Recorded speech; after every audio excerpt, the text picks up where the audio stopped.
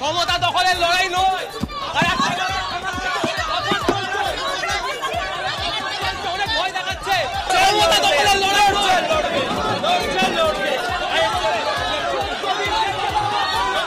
আমাকে অনেক মেসেজ পাঠিয়েছেন, ভিডিও পাঠিয়েছেন, এসব কাজ হচ্ছে না, কি ব্যাপার? তো আমি বললাম, দেখেন, ফুরফুরা শরীফে আপনি ৭৬ কোটি টাকা দিয়েছেন, কি কাজ হয়েছে না হয়েছে আপনাকে আমি দেখাবার জন্য কিছু ভিডিও পাঠিয়েছি। সত্যি কি ৭৬ কোটি টাকার কাজ হয়েছে?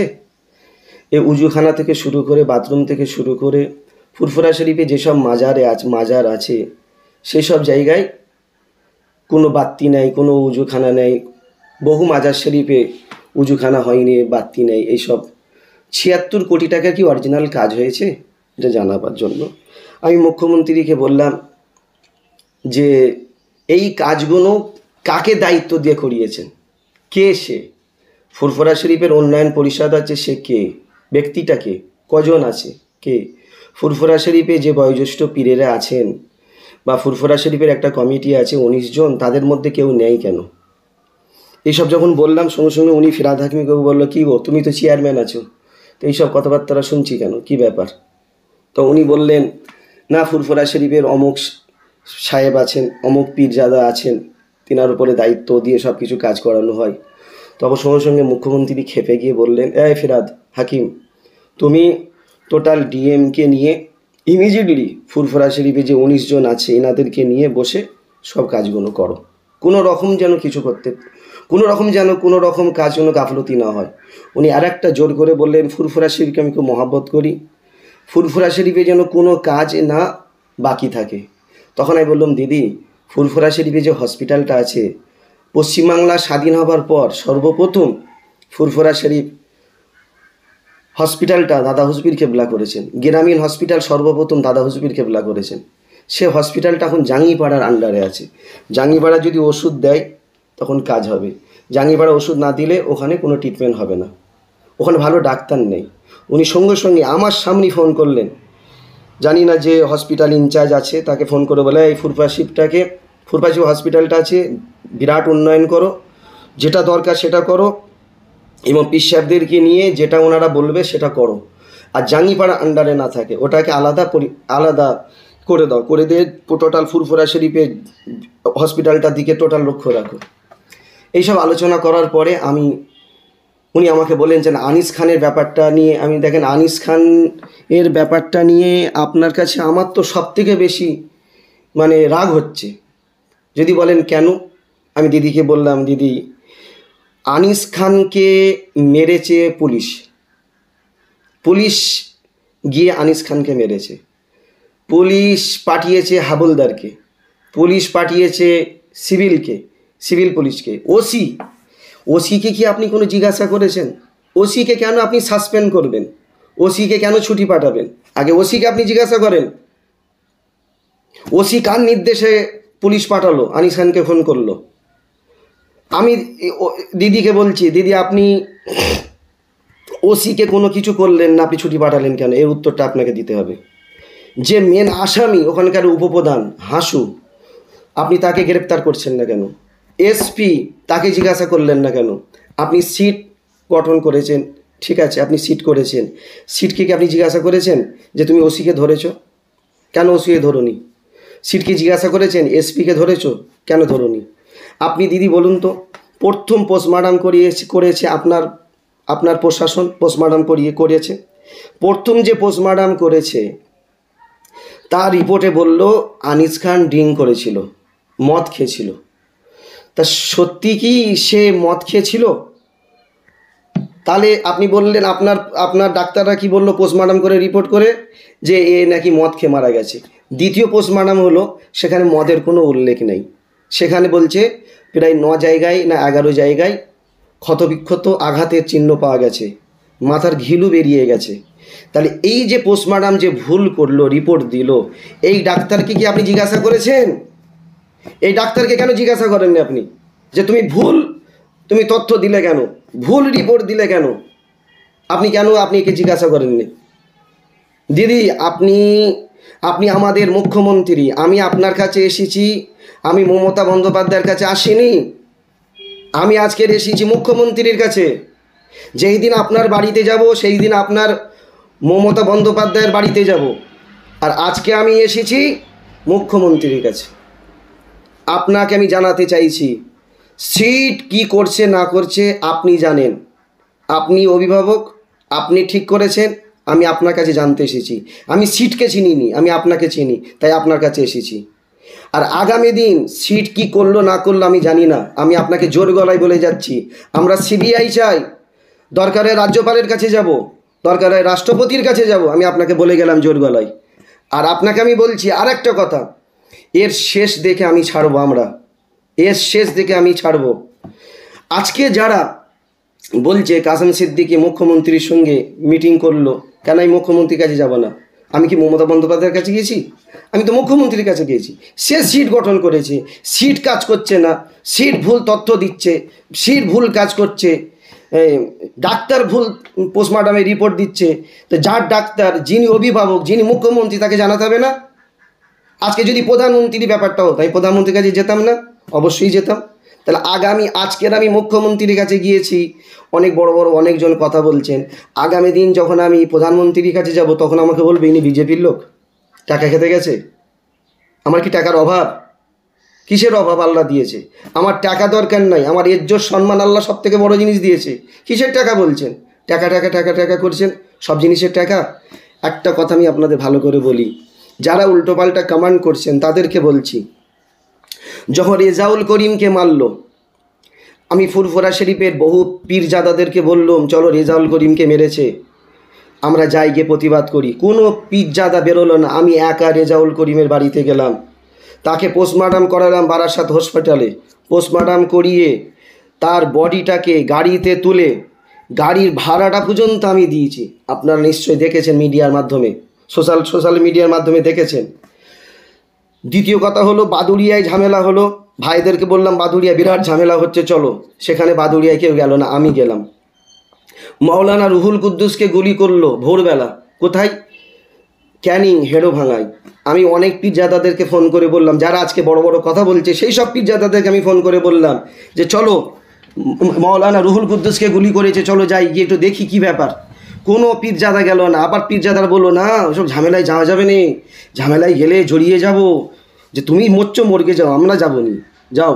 সেখানে আমি গিয়ে রুহুল কুদ্দুসের বডি তুললাম, বডি তুলে অ্যাম্বুলেন্সে তুললাম, অ্যাম্বুলেন্সে করে নিয়ে ক্যানিং হসপিটাল থেকে তাকে পোস্টমর্টম করিয়ে কলকাতায় পোস্টমর্টম করিয়ে তার বাড়িতে পাঠালাম। সেখানে বহু মানুষকে আমার কিছু দুষ্কৃতীরা ঘিরে ফেলেছিল মুসলিমদেরকে, আমি আবার পুলিশ নিয়ে গিয়ে সেসব মুসলিম ভাইদেরকে আমি বের করে নিয়ে আসলাম। আজকের চিন্তা করে দেখেন, মালদা জেলায় আফরাজুলকে মেরে দিল, পুড়িয়ে মেরে দিল। আমি আফরাজুলকে যখন মারলো, আমি অনেক পীরজাদাদেরকে বললাম এই আফরাজুলকে মেরেছে, তাড়াতাড়ি চলো, তাড়াতাড়ি চলো, আফরাজুলকে মেরেছে, মালদায় চলো। বলে এখন মালদায় যাবে? এত দূরে মালদায় যাব? তুমি যাচ্ছ যাও। আমি এখান থেকে রাত্রির 1টার সময় গাড়ি ছাড়লাম, মালদায় পৌঁছালাম ভোর 6টায়। সেখানে হাজার হাজার মানুষ জানতে পারলো, সব মালদায় জালালপুরে এসে জড়ো হলো। আমি আফরাজুলের বাড়িতে গেলাম, আফরাজুলের বাড়িতে গিয়ে ফেরাদ হাকিম ভাইকে ফোন করলাম যে আপনাকে এক্ষুনি আসতে হবে, কোনো কথা নেই, আপনাকে আফরাজুলের বাড়িতে আসতে হবে। বলে আমাকে যেতে তো 12 ঘন্টা টাইম লাগবে। আমি 12 ঘন্টা লাগুক আর 24 ঘন্টা লাগুক, আপনি না যতক্ষণ পর্যন্ত না আসবেন আপনাকে আমি এখানে থাকবো। কেন? আপনাকে মানুষ ভোট দিয়েছে, আপনারা মানুষের বিপদের সামনে থাকবেন না, খুশির দিনে থাকবেন, আপনাকে আসতে হবে। সঙ্গে সঙ্গে উনি গেল কলকাতা থেকে আফরাজুলের বাড়িতে গিয়ে বসলো। আমি বললাম যে ফেরাদ ভাই, এরা এখন অসহায় হয়ে গেছে, এদের সবাইকে একটা চাকরি দিতে, এদের কাউকে না কাউ একজনকে চাকরি দিতে হবে। আফরাজুলের মেয়েকে চাকরি আমি নিজে করিয়ে দিয়েছি, সেই মেয়ে এখন চাকরি করছে। আজকে চিন্তা করে দেখেন, কি বলে, কাকদ্বীপে যখন নৌকা ডুবে গেল তখন সিপিএমের জবানা, আমি বিমান বসুকে ফোন করলাম, সুজন চক্রবর্তীকে ফোন করলাম যে এখানে নৌকা ডুবে গেছে, আপনাদের কেউ নেয় কেন? আপনারা বড় বড় চেয়ার নিয়ে বসে আছেন, এত মানুষ মারা গেল, 143 জন মানুষ মারা গেল নৌকা ডুবি হয়ে, তারা হিজলি শরীফে যাচ্ছিল, আপনারা কোথায়? সঙ্গে সঙ্গে বিমান বসু আসলো, সুজন চক্রবর্তী আসলো, তারপরে গৌতম দেব আসলো, এসে আমার কাছে দাঁড়ালো কি হুজুর কি বলছেন। আমি শোনেন, যারা যারা মারা গেছে এদের প্রত্যেকজনকে 5 লাখ টাকা করে দিতে হবে, প্রত্যেকটা বাড়ির আত্মীয় স্বজনকে 5 লাখ টাকা করে দিতে হবে। তাদেরকে 5 লাখ টাকা করে আমি করিয়ে দিলাম, যে 5 লাখ, তারা অসহায় হয়ে গেছে। এবং আমি মুখ্যমন্ত্রীকে ফোন করলাম, তখন উনি মুখ্যমন্ত্রী ছিলেন না, মমতা বন্দ্যোপাধ্যায় যখন মুখ্যমন্ত্রী ছিলেন না, তখন আমি মকুল্লাইকে ফোন করলাম, আমি ফেরাদ হাকিম ভাইকে ফোন করলাম, সঙ্গে সঙ্গে মকুল্লাইকে ওই জায়গায় পাঠালো মমতা বন্দ্যোপাধ্যায়। আমি বললাম এসেছেন, এদেরকে 2 লাখ টাকা করে দিতে হবে। বল ভাই আমরা তো ক্ষমতায় নেই, আমরা অত টাকা পারবো না, 1 লাখ টাকা করে দেবো। 143 জনকে 1 লাখ টাকা করে আমি করিয়ে দিয়েছি। এবং আমি বলেছি আপনাদের যেসব নেতারা আসছে প্রত্যেক নেতাদেরকে বলবো এসে ঘুরে গেলে হবে না, এদের কবর খোঁড়া, এদের পাশে দাঁড়ানো সব কিছু।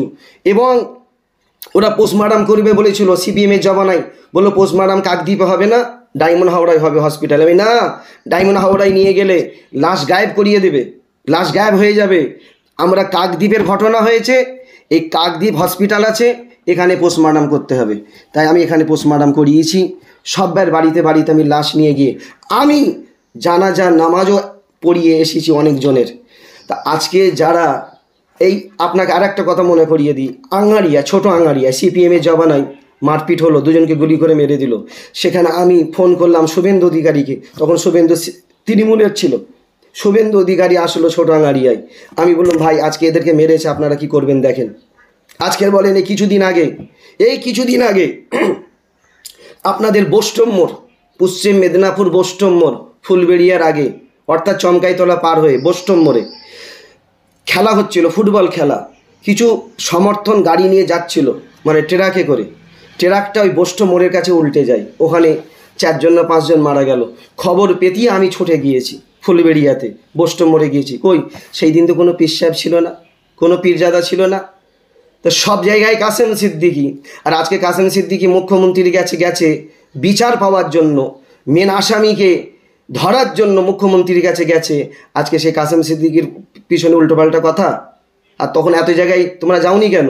আর যারা আজকে বড় বড় কথা বলছে, কই তারা রেজাউলে আনিসের বাড়িতে যায়নি তো, রেজাউল করিমের বাড়িতে যায়নি তো, রুহুল কুদ্দুসের বাড়িতে যায়নি তো, তারা ওই আফরাজুলের বাড়িতে যায়নি তো, সব বড় বড় কথা বলছে। অতএব আমি আপনাদেরকে শেষ বলে দিই, আমি বলে এসেছি মুখ্যমন্ত্রীকে যে আপনি কি করছেন না করছেন আমি আপনার কাছ থেকে জানতে এসেছি। আমি সিটের কাছে জানতে যাব না, সিট আপনি গঠন করেছেন, তাই আপনার কাছে এসেছি। আপনি কি করছেন না করছেন আমি 1 মাস দেখব। আমি আপনাকে 1 মাস টাইম দিলাম, আর 1 মাস আপনাকে টাইম দিলাম, কি করছেন না করছেন আমি দেখব। আর না হলে আমি বিরাট আন্দোলন করব। হিন্দু মুসলমানকে নিয়ে, সব সংগঠনকে নিয়ে আমি আন্দোলন করব। আমি আন্দোলনের জায়গায় আছি, আন্দোলন করব দিদি, তখন কিন্তু আমি রুখতে পারবেন না। আর আপনাকে আর একটা কথা বলি, তবে আমরা ভাঙচুর করে করব, এই ভাঙবো ওই ভাঙবো। যারা আজকে কমান্ড করছেন উল্টোপাল্টা, তাদের এরা কি জানেন, এদের বক্তব্য হলো থানা ভাঙো, এসপি অফিস পুড়িয়ে দাও, এই পুলিশকে মারো, একে মারো, ওটা ভাঙো, বাস পুড়িয়ে দাও, নবান্ন ভেঙে উড়িয়ে দাও। এরা হলো আনিসের পক্ষে নয়, এরা হলো আনিসের বিপক্ষে। এরা চায় আনিসের ব্যাপারটা টোটাল ধামাচাপা হয়ে যাক। এরা চাইছে আনিসকে যে হত্যা করেছে এই হত্যাটা টোটাল ধামাচাপা হয়ে যায়। এসব ভাঙচুর করে ফেলবো, এইসব করে উল্টোপাল্টা বলে দেবো। এই যারা মিডিয়ায় উল্টোপাল্টা বলছে এরা আনিসের পক্ষে নয়, এরা আনিসের বিপক্ষে। এরা চাইছে আনিসের ব্যাপারটা ধামাচাপা হয়ে যায়। তবে কাসেম সিদ্দিকী যখন আছে ইনশাল্লাহ এটা ধামাচাপা হবে না। আজকের মুখ্যমন্ত্রীর কাছে গেছি, আজকে জোর গলায় বলছি আগামী দিন সিবিআইয়ের কাছে যাব, আগামী দিন রাজ্যপালের কাছে যাব, রাষ্ট্রপতির কাছে যাব, দরকার হয় প্রধানমন্ত্রীর কাছে যাব। তবে যারা উল্টোপাল্টা কমান্ড করছেন একটু বুঝে সুঝে করেন। আমি আপনাদেরই ভাই, আপনাদের বিপদের দিনের সাথী। আমি আগামী দিন আরও আপনাদের পাশে গিয়ে থাকবো। আজকের আনিস বিপদে পড়েছে, গিয়েছি, আগামী দিন আপনার বাড়িরও কোনো ভাই বিপদে পড়বে, তখন কিন্তু কোনো বিশ্বাস যাবে না, তখনই কাসেম সিদ্দিকী যাবে। আমার জন্য দোয়া করেন, আমি যেন মানুষের বিপদের পাশে গিয়ে দাঁড়াতে পারি।